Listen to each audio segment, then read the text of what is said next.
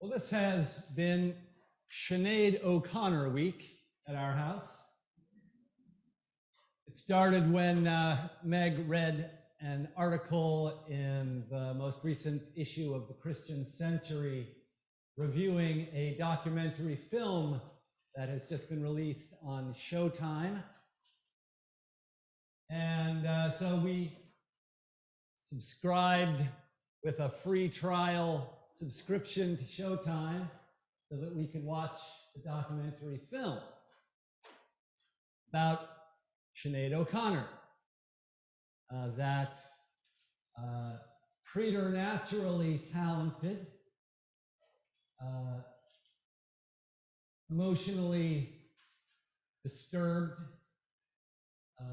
victim of emotional and spiritual and physical abuse at the hands of her own mother, who shot to international stardom at the age of 23 back in the early 1990s. And at the time, I was living in a Zen Buddhist monastery. So I wasn't really that aware of a lot of things happening in the popular culture of the day. But somehow, news of Sinead O'Connor reached me even there. I didn't really know much about her except that she was quite a sensation for having shaved her head. Decision that she made in defiance of her publicity machine that wanted her to have long hair and wear tight skirts and little revealing outfits like a proper pop star.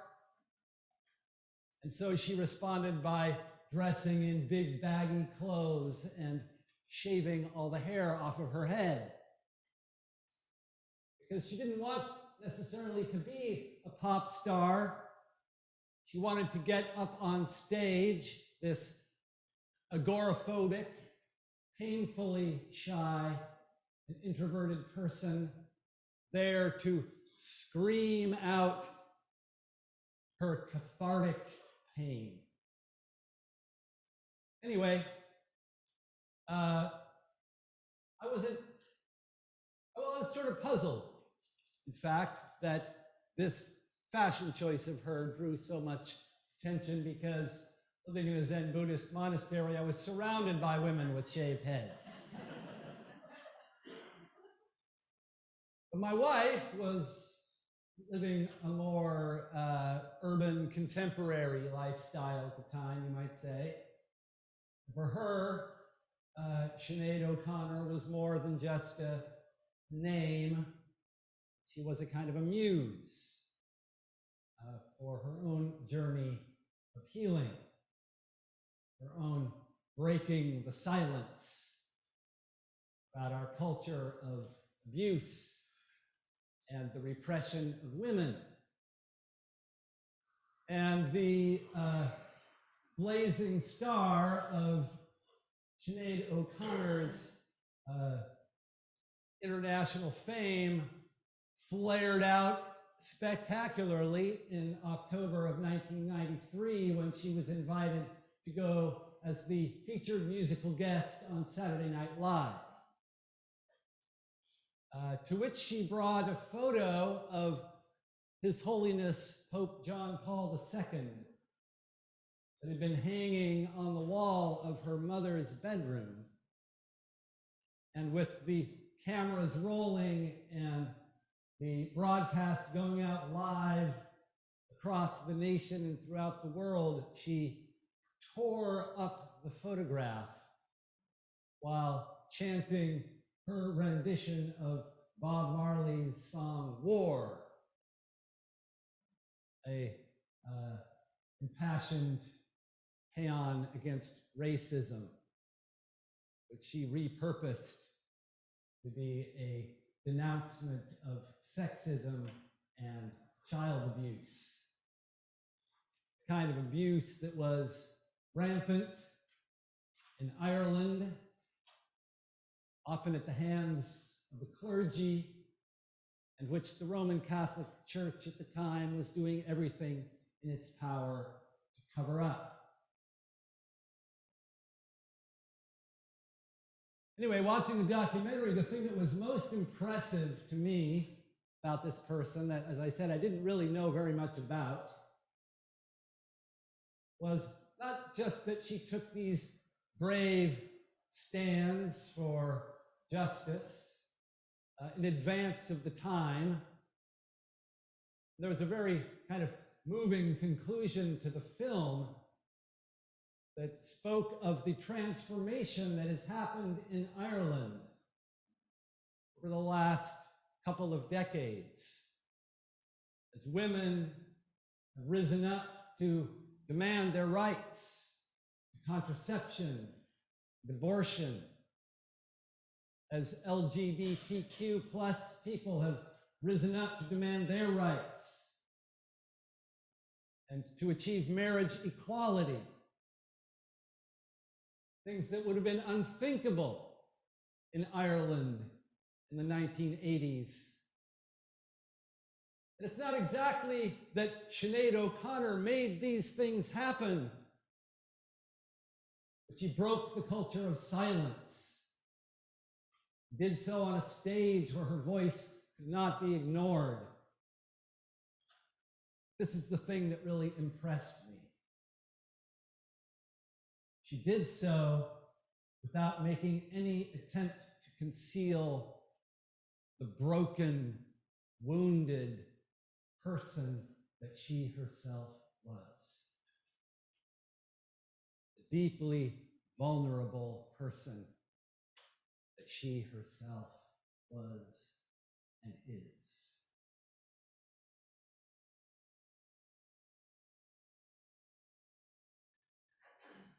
Today we celebrate that Jesus Christ is King of Kings and Lord of Lords. We celebrate the fact that in him the power of God was set at work in a glorious and unmistakable way, and that power is most visible, most truly known to us in the person who hangs bleeding and helpless on a cross. How can this be? What kind of power is this? Well, it's a power that breaks the silence. Jesus of Nazareth broke the silence in his society about the victims of the religious and political order of the day. He broke the silence in the temple about the widows who gave the last little scrap of wealth that they had out of devotion to this glorious temple that King Herod had created, to which the rich people went and poured their coins into the great brass horn of the treasury so that everyone could hear the sound of all that wealth pouring in. The widows, too, came with their little scraps of copper and dropped them in the horn so they trickled down into the treasury. He broke the silence about the tax collectors and the prostitutes, outcast by a system of self-righteousness that admitted only the virtuous, those who could qualify themselves through their own actions as being so, into communion with God. He broke the silence about the pretense at national independence and power on the part of the Jewish elite by holding up a coin that coin that he'd requested from one of them, that they produced from their own pocket and said, whose image is on this coin? And whose title? Is it not the image and the title of Caesar? Isn't that the real power that rules in this land?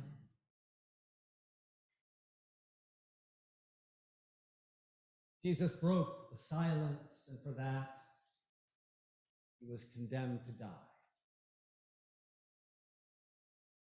And there on the cross, he's confronted by all the people who have colluded to put him there. Confronted by the people themselves, stand by watching, saying nothing. He's confronted by the rulers who say, if you really are the Messiah, the chosen one, save yourself. And by the soldiers doing the bidding of the Roman governor. If you really are the King of the Jews, which is what they called him, their pretense for having him crucified is a warning to anyone else who might rise up and revolt against Rome, because there was no shortage of such people in Jesus' time and place, people who claimed for themselves the mantle of the King of David, King David and his heirs, who would, be the Messiah to drive out the Romans by some kind of violent uprising. Jesus served as a suitable example to such people, suitable instrument of state terror, even though he himself never had such designs. The Roman governor himself was willing to say, this man is innocent. I see no charge to bring against him. Yet, for the purposes of terrifying others, we'll go ahead and have him crucified. But anyway, the Roman soldiers, they say, if you really are the King of the Jews, save yourself. And even the other criminal in this instance, of course, because crucifixion was a punishment reserved for those who rose up in rebellion against the powers that be. These were not merely criminals, they were rebels. The crime was to try to participate in some kind of violent insurrection against Roman power for the sake of national independence and the justice and freedom that the prophets of God demand. Even one of those says, Jesus, if you're the Messiah, save yourself and us. And this is what any one of us would say. This is how power in this world works. You save yourself first. And then, by dominating your enemies, taking control of the situation, once you have saved yourself, then you are in a position to save others. You can use the power that you've taken in order to save yourself. And maybe you can save some other people along the way. There's another power, work in the world. Another power that does not seek to save itself, because it knows that it is the only power there is. That all of the rulers and dominions and principalities and authorities are temporary. The power is conditional, provisional. ultimately empty. But there is creative power of God, power through which all things were made, that all things hold together, the power that is moving through all things in the universe, guiding them patiently, lovingly, toward their fulfillment, toward their ultimate reunification in God. A power that is willing to give itself over to the false, and the temporary, and the provisional, for the sake of forgiveness. Because it knows we don't know what we're doing. We can't help it. We're afraid. We're afraid of what we don't know. We're afraid of being hurt. We have been hurt.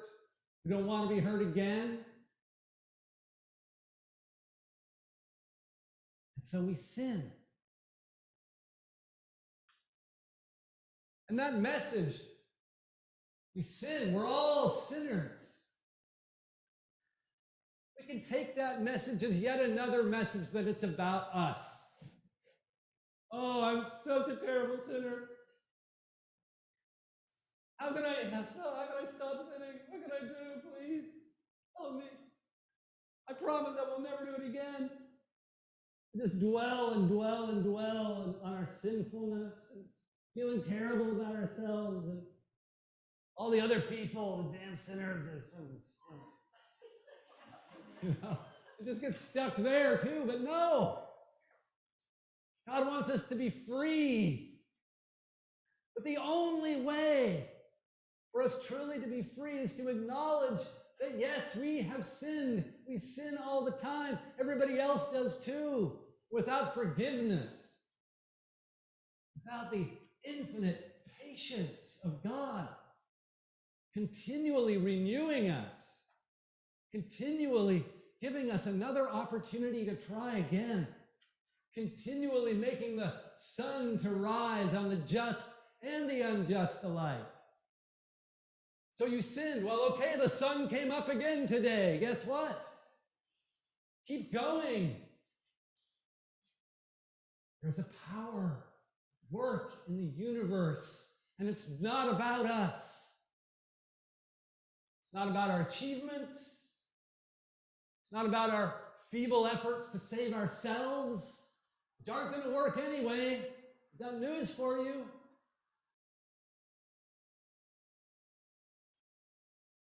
Yet right over there,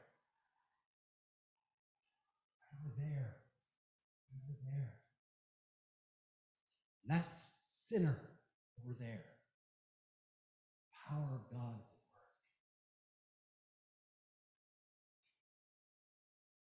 We break the silence between us. Silence about how we have been hurt. Silence about how we continue to hurt each other.